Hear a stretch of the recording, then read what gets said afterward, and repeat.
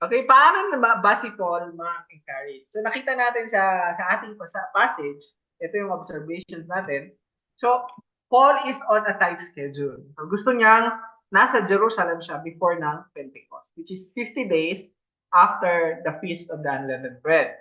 So Paul uses his, oh sorry, Paul uses and maximizes his limited time to encourage the church. So makita po natin yun po yung yung trend ni Paul. Pagpunta niya sa area na kung saan merong church doon, is ini-encourage niya sila. Ini-encourage niya sila. Tinuturuan niya sila, nilalaanan niya ng panahon. At nakita po natin sa ating passage na sa Troas, ang ginawa ni Paul ay nagturo siya ng mahaba.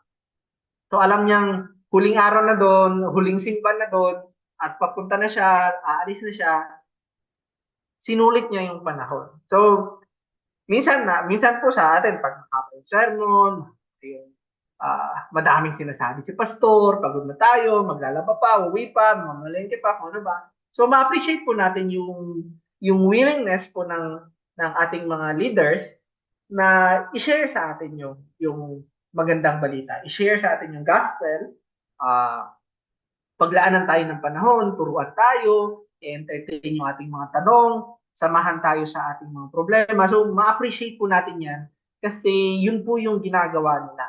So, especially po kay Paul, wala po siyang church na pinipirmihan, kundi siya po ay pabalik-balik.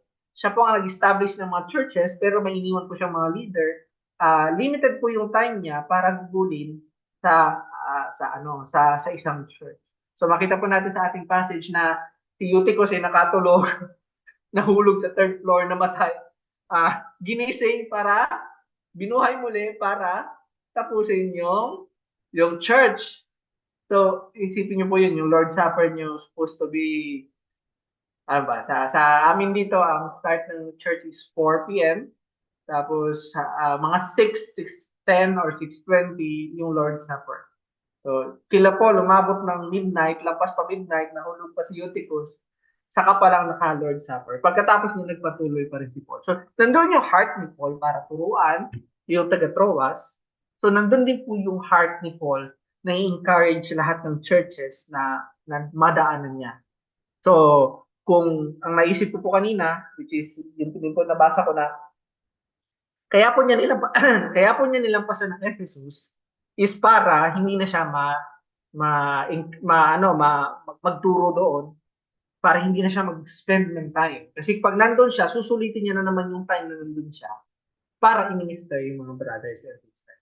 So, ganun po si Paul ma-encourage. So, hindi po nakasulat yung yung yung yung church encouragement ni Paul nung simba sa Troas, hindi po nakasulat yung content. Ang nakasulat po is kung ano yung nangyari.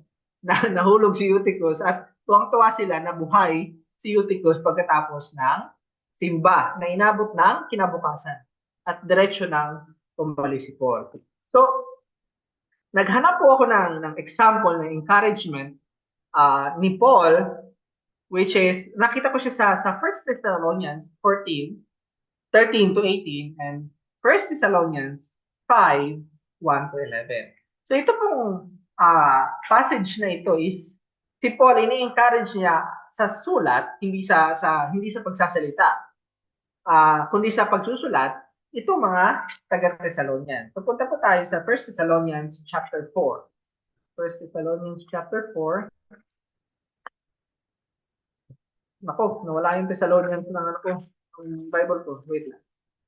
Sa 1 Thessalonians chapter 4, ito po yung sinasabi. Ito po yung example natin kung paano ma-encourage si Paul. So, babasahin ko po, sundan niyo po sa inyong mga Bible. 1 Thessalonians chapter 4, verses 13 to 18. So, but we do not want you to be uninformed, brothers, about those who are asleep, yung mga namatay na po, that you may not grieve as others do, who have no hope. So, sinasabi po ni Paul is, hindi niya gusto na yung mga taga-Thessalonica na hindi nila alam ang tungkol sa mga namatay at magluksa sila na katulad ng iba na walang pag-asa. For since we believe that Jesus died and rose again, even so, though Jesus, God will bring with him those who are fallen. So nakita niyo po yung ginagawa niya, ini-encourage ni Paul yung mga taga-Thessalonica, yung church sa Thessalonica na may hope tayo. Yung hope ng Christian is more than this life, beyond this life. So may assurance na si Jesus is bubuhay niya tayo maguli. For this we declare to you by word from the Lord that we who are alive, who are left until the coming of the Lord, will not precede those who have fallen asleep. For the Lord himself will descend from heaven with a cry of command, with the voice of an archangel, and with the sound of trumpet of God, and the dead in Christ will rise first. Then we who are alive, who are left, will be caught up together with them in the clouds to meet the Lord in the air. So we will always be with the Lord. So verse 18, importante, therefore, encourage one another with this word. So nakita po natin yun, no, na na si Paul nang ini-encourage yung church sa hope natin ng resurrection na hindi tayo maiiwan ng mga nauna sa atin, ng mga namatay, kundi magkakasama tayo na kukunin ni Jesus at bubuhayin na mag-uli. So therefore, encourage one another with this word. So sa chapter 5, the day of the Lord, now concerning the times and the season, you have no need to have anything written to you, for you yourselves are fully aware that the day of the Lord will come like a thief in the night, while people are saying, there is peace and security. Then sudden destruction will come upon them as labor pains come upon pregnant women, and they will not escape. So, yung mga taong umaasa sa makamundong pag-asa is wala sila talagang pag-asa. Dahil, ang sinasabi nila, mayroong kapayapaan, mayroong seguridad, at bigla na lang magkakaroon ng sakuna. For you are all children of light. So ang mga Christian, tayo, na naniniwala kay Jesus Christ ay children of light, children of day. We are not of the night or of darkness. So then, let us not sleep as others do, but let us keep awake and be sober. So tayo po dapat ay mapagmasid. For those who sleep at night, and those who get drunk are drunk at night. But since we belong to the day, let us be sober, having put on the breastplate of faith and love, and for a helmet, the hope of salvation. For God has not destined us for wrath, but to obtain salvation through our Lord Jesus Christ, who died for us, so that whether we are awake or asleep, we might live with Him. So ang sinasabi po ni Paul dito is, kailangan po tayo ay maging mapagmasid. Hindi po kailangan natin gising lagi. Ang sinasabi po ni Paul is bantayan natin ang ating lakad. Bantayan natin na ang ating pamumuhay ay karapat-dapat sa ating Diyos, sa ating Panginoon na si Jesus Christ. So whether we are awake or asleep, we might be with Him. Tayo ay, ang binabantayan natin is yung pamumuhay natin is nakaayon sa ninanais ng Diyos sa atin. Na ang ating testimony ay tumutugma sa ating pamumuhay. At verse 11, ang sinasabi yan, therefore, encourage one another and build one another up just as you are doing. So, ito po yung in-example natin encouragement ni Paul sa mga Thessalonians dahil nandun po yung word na encourage. So, hindi lang po ini-encourage ni Paul yung buong church, ini-encourage din po niya na yung sinulat niya is gamitin ng mga Christians sa Thessalonians at napasa sa atin, maging tayo, na i-encourage din ang isa't isa. So, ito yung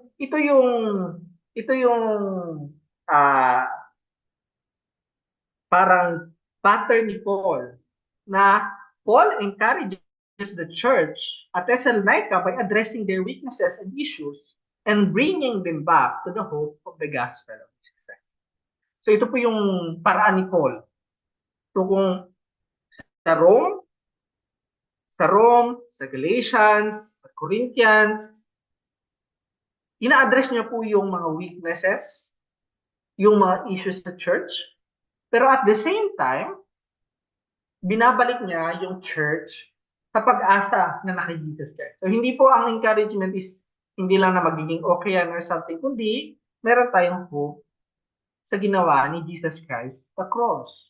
Yung po yung yung po yung yung po yung hope ng Christian. Ang hope ng Christian is hindi hindi lamang pagka-solve ng problema, hindi lamang pagkaahon sa kahirapan. Kundi ang hope natin is hindi tayo iiwanan ni Jesus at makikita natin si Jesus. At doon natin makukuha ang tunay na kaligtasan. Tunay na kapayapaan, tunay na kasiyahan, hindi man masolve ang ating problema, lahat man tayo mamamatay, hindi tayo mawawala sa kamay ng Diyos. So yun yung ginagawa ni Paul, na ini-encourage niya ang church by addressing their weaknesses and issues and bringing them back to the hope of the gospel of Jesus Christ. So ito po yung common pattern sa lahat ng letter ni Paul.